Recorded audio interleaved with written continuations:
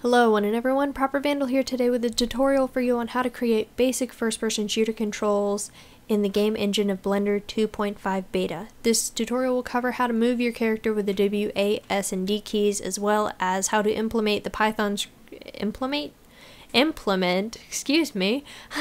implement the Python script called MouseLook, which what that does is when you move your mouse, the script makes your camera move with your mouse, which is pretty excellent, basic first-person shooter stuff. So let's go ahead and get going.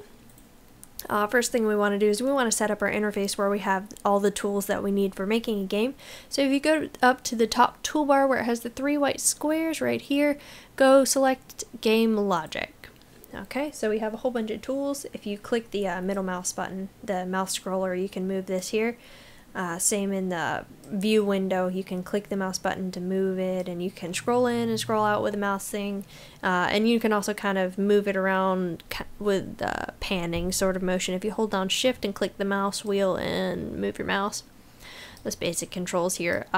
In Blender, just for people who aren't quite familiar with Blender yet, you right click to select. That's your camera, this is your cube, and this is your light source.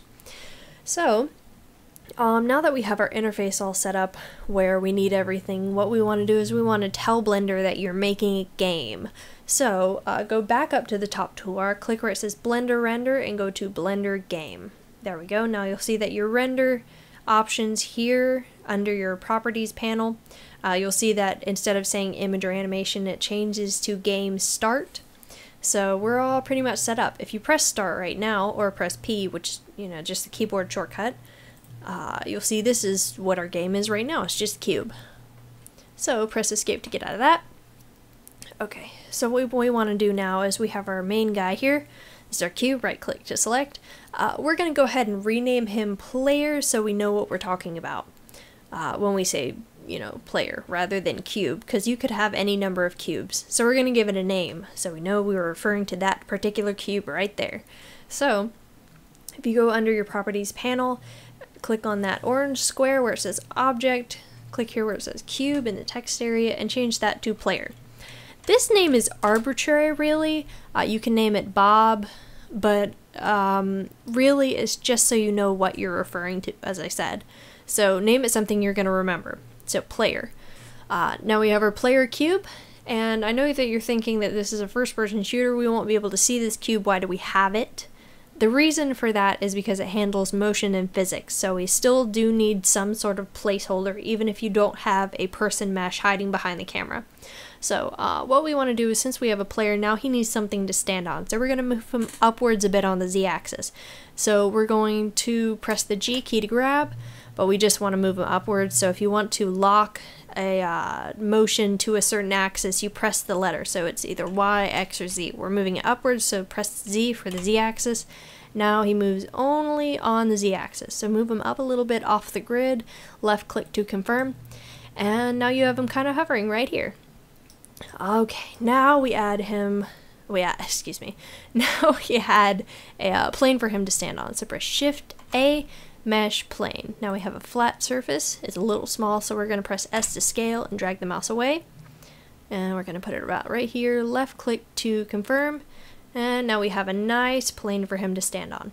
Now if you were to press P right now and go to test the game, you realize that he's just kind of hovering, but we want physics in this game. Press escape to get out of this. Right click the cube, and that's our player cube. If we go to physics, which is in your properties panel, just kind of move this over, is the bouncing ball option. It kind of looks like a check mark. But make sure you have him selected.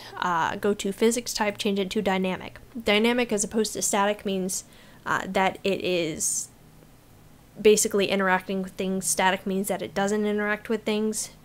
So, let's see, make sure that you have actor checked, and eventually you can click invisible so you don't accidentally see the cube when you're moving the camera. But for right now, for testing purposes, we're going to leave it visible. So don't click that. Not yet. You can do that as your last step. So, now that we have this happening, we can press P to test, and it falls. Excellent. So now that we have that set up, we're going to go click the camera here's the whole thing. Now if you press 0, you can go to see what the camera is seeing. So press 0 on the number pad. That's not quite right, because we want a first-person shooter, so we shouldn't be able to see that cube at all. Now press any other number on the number pad to get out of that. You want the cube to be basically where your player's eyes would be. So make sure you have the camera selected with right click. There we go. And press 7 to go to top view. Basically what we're going to do is we're just going to grab it with G and move it where the eyes would be. There we go. Press R to rotate to be facing about the front. Doesn't have to be exact, but it's nice to be exact. Press 3 to go to the side view. He's looking down a bit, so press R to rotate. And that's about right. Press G to grab again. We're going to put it right here. We're going to pretend the cube's eyes are right here. So now you've pressed 0. That's where you're looking. You can see the plane out there. So any other number on the number pad to get out of that. Now what we do, if we were to move that cube somewhere, the camera would stay put. But what we want is we want the camera to move wherever the cube moves. So if you hold down Shift and right click the cube, you'll see that you have both selected. Now press Control P, set parent to object.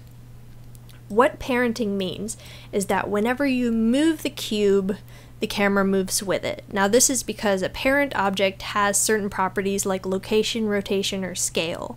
The child, which is, what it is parented to, rather, the child inherits these properties that the cube has. So if you were to move the cube, the camera moves with it, but it also has its own properties. So if you were to change the location of the camera, the cube wouldn't move with it, but because it inherits properties from the cube, not the other way around.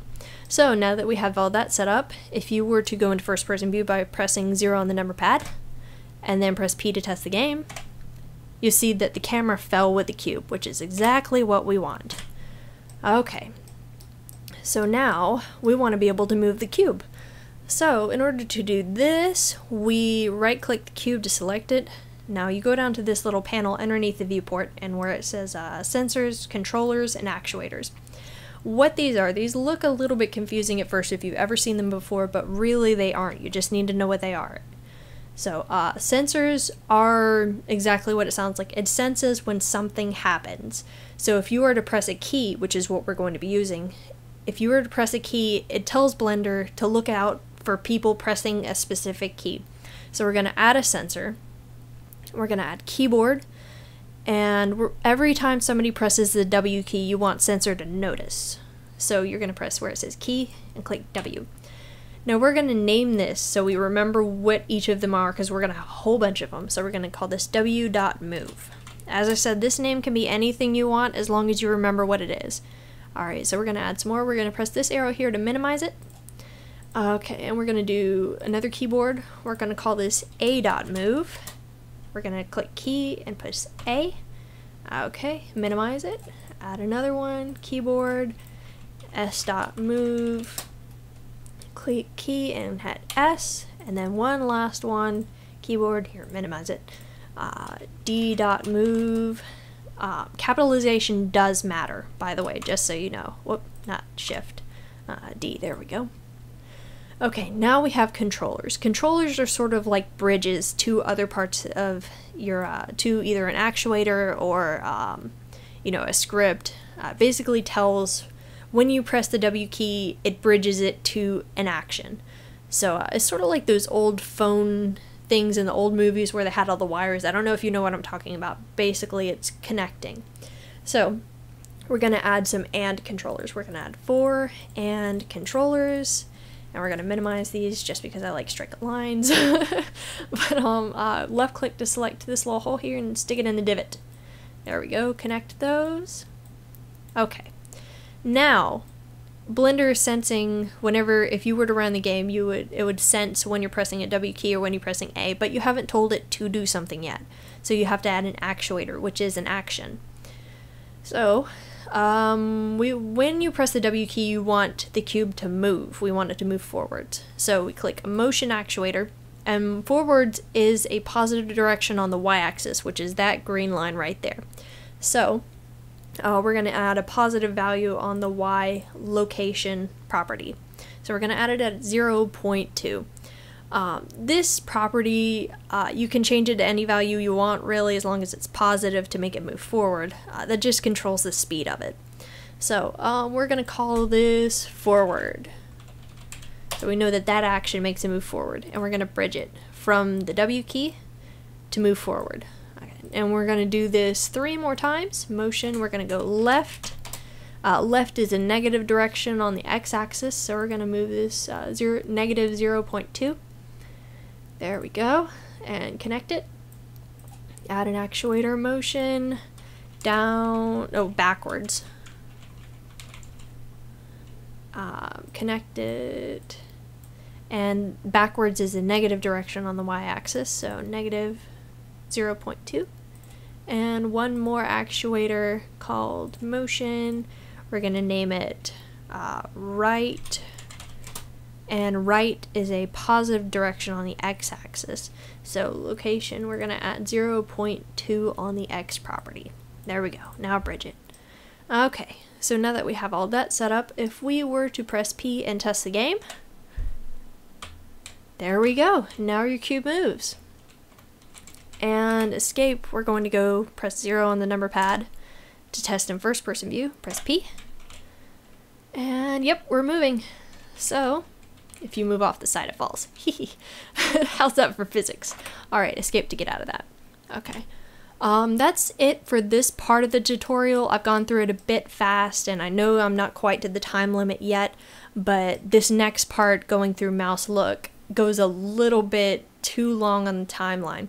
So since I'm going to have extra time on that video, I'm going to describe what is going on in the Python script at the end of the video. So if you aren't interested in it, you can just close out early. But if you do want to know what the Python script means, excuse me, you can watch through that whole video and it'll explain it. If not, you can just go there to get the script.